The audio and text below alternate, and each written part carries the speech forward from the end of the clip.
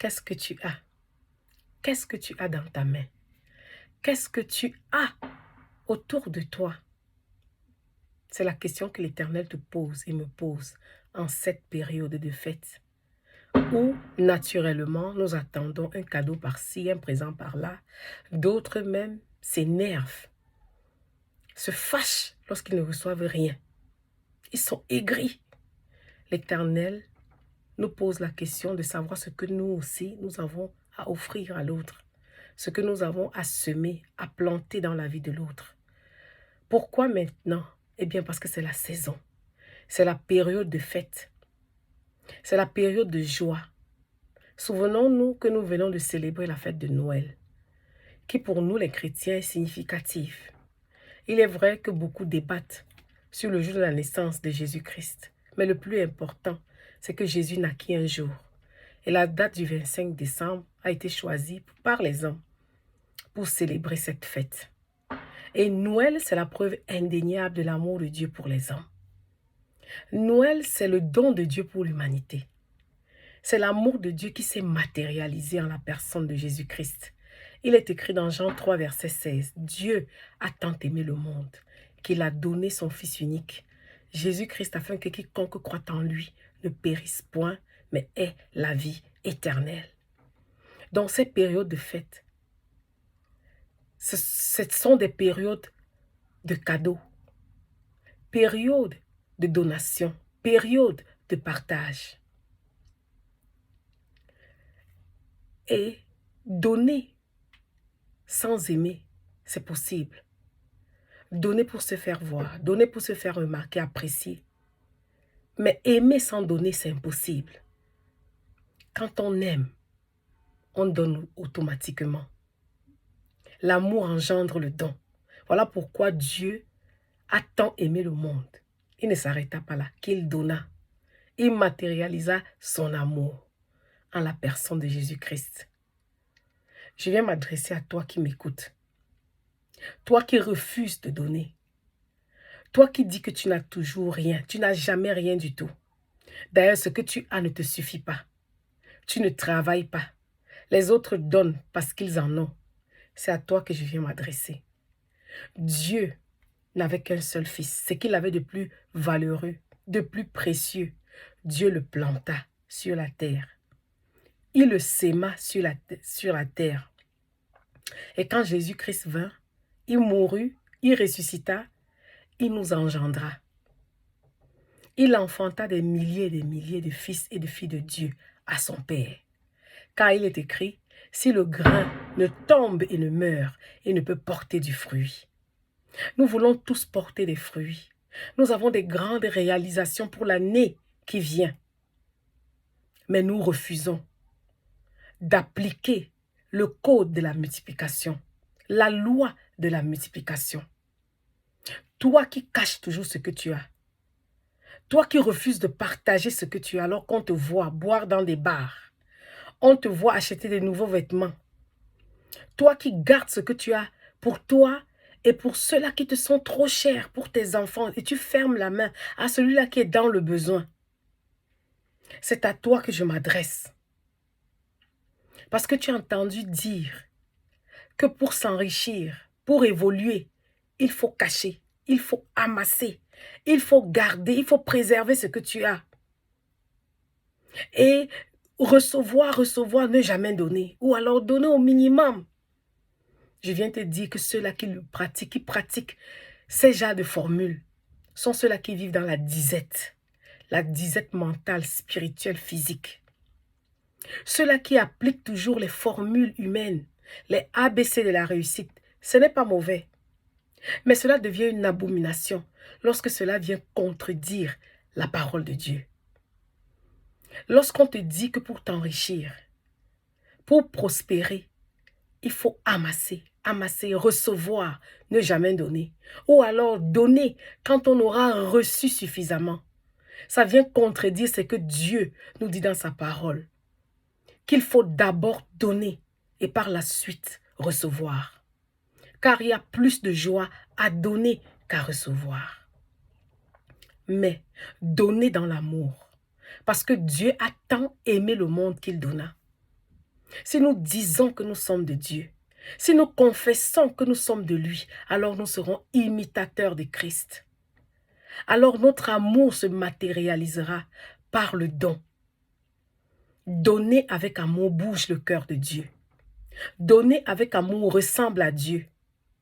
Quand nous donnons avec amour, nous nous multiplions automatiquement. Nous voulons être bénis. Mais pourtant, Dieu a dit qu'il commandera à la bénédiction de nous suivre. On ne donne pas parce que nous voulons recevoir, mais on donne parce que nous avons déjà reçu de lui. Je m'adresse à toi qui dis toujours que tu n'as rien. Si Dieu par ma voix te pose la question de savoir ce que tu as dans ta main, c'est bien parce qu'il sait qu'il n'a créé personne vide. Chacun de nous a reçu de Dieu quelque chose, au moins un talent. Tu as reçu de lui quelque chose. Tu veux te multiplier, tu veux te voir évoluer. Alors, apprends à semer, apprends à planter, parce que Dieu lui-même nous montra l'exemple en plantant son fils Jésus. Dieu voulait se multiplier, lui qui était père d'un seul fils et aujourd'hui père de plusieurs enfants. Voilà le secret. Le secret, c'est l'amour. Le secret, c'est cet amour qui va engendrer le don. Et voici la période de partage. Bien-aimés, souvenons-nous de l'histoire de Moïse dans la Bible. Lorsque Dieu l'envoya délivrer Israël de l'Égypte, il répondit à Dieu, je n'ai rien pour les délivrer. Et Dieu lui posa la question, qu'est-ce que tu as dans ta main? Il lui dit un simple bâton. Et Dieu lui dit, jette ce bâton par terre. Ce bâton se transforma en un serpent. C'est avec ce bâton qu'il délivra Israël. C'est ce bâton qui fendit la mer en deux. Toi qui méprises toujours ce que tu as dans la main, toi qui trouves que c'est insignifiant, je viens te dire que ce que tu as là, que tu ne vois pas, tu méprises, tu ne valorises pas, est déjà la solution au problème de quelqu'un quelque part. Ce que tu trouves tout petit dans ta main est suffisant dans la main de Dieu pour accomplir des prodiges et des miracles, pour changer le cours de ton histoire. Souvenons-nous de la veuve qui alla rencontrer le prophète Élisée. Cette histoire, vous pouvez la lire dans 2 Rois chapitre 4. Elle alla rencontrer le prophète parce qu'elle avait des problèmes. Son mari, en mourant, lui laissa beaucoup de dettes. Alors ses créanciers vinrent, elle n'avait pas de quoi payer ses dettes et il voulut prendre les enfants de la veuve comme esclaves. Elle raconta son problème au prophète et le prophète lui posa la question de savoir qu'est-ce que tu as dans ta maison? Qu'est-ce que tu as? Et la veuve de lui répondre, je n'ai rien. Mis à part un pot d'huile, bien-aimé, toi qui es parfois prompte à répondre, je n'ai rien. Mis à part quoi? Réfléchis, regarde dans ta maison, regarde dans ta garde-robe, regarde. Mis à part quoi? Cette veuve n'avait que un tout petit peu d'huile. Un tout petit peu d'huile chez elle, dans un pot. Si j'avais été là, j'aurais peut-être critiqué le prophète. J'aurais peut-être dit, mais quand même, prophète, c'est une veuve qui vient à toi, elle n'a rien. Les enfants sont menacés d'esclavage. Comment peux-tu lui poser la question de savoir ce qu'elle a? Parce que c'est le secret de la multiplication, bien-aimé.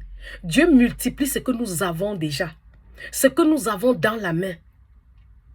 Le prophète dit à cette veuve, ok, tu as un peu d'huile chez toi, va dans les rues, va chez les voisins, va demander les récipients, les tonneaux, les seaux, va chez toi. Je te dis que l'huile n'arrêtera de couler, que lorsque tous ces récipients-là seront remplis. Et c'est ce que fit la femme. Elle alla demander les récipients, elle alla chez elle et elle se mit à verser cette petite quantité d'huile. Et cette petite quantité d'huile remplit tous les seaux, tous les récipients, tous les fûts qu'elle avait à sa disposition. Elle revint vers le prophète et le prophète lui dit, voilà, tu as suffisamment d'huile, va vendre, paye tes dettes et nourris ta famille. Qu'est-ce que tu as dans ta main? C'est suffisant dans la main de Dieu pour faire des miracles. Souvenons-nous de la multiplication des pains.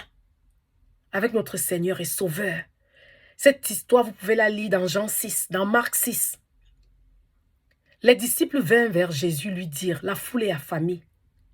5000 personnes. Et Jésus demanda, qu'est-ce que vous avez? Oh, alléluia, qu'est-ce que vous avez? Et les disciples de répondre, mais Seigneur, juste 5 pains et 2 poissons. Mais ici, il y a 5000 personnes. Mais bien aimé, dites-moi, 5 pains. Mais Jésus rendit grâce et se mit à partager ces 5 pains. Et ces 5 pains-là se multiplièrent et nourrirent 5000 personnes. 5 pains et 2 poissons. Il y eut reste. Bien-aimé, qu'est-ce que tu as? Ce que tu as présentement là, maintenant là. Ne regarde pas à gauche, ne regarde pas à droite. Ne regarde pas ce que l'autre fait. Vous qui dites que non, les autres donnent parce qu'ils en ont assez. Non, ce n'est pas la compétition. Nous ne sommes pas ici à une course. Non, la foi ne s'imite pas. Dieu ne t'enverra jamais aller voler pour donner. C'est un péché. Dieu ne t'enverra jamais aller commander, prêter pour donner. Non, mais ce que tu as présentement dans ta main, c'est déjà suffisant pour apporter le sourire à quelqu'un quelque part. Regarde seulement. Demande au Saint-Esprit. Il te conduira vers cette personne qui a besoin de ce que tu as maintenant. Oui, voici la période propice, le moment propice où nous voulons traverser, aller à la nouvelle année, où nous voulons voir Dieu à une autre dimension. Il nous appelle aujourd'hui à démontrer cet amour. L'amour est abstrait, mais l'amour se démontre par des gestes.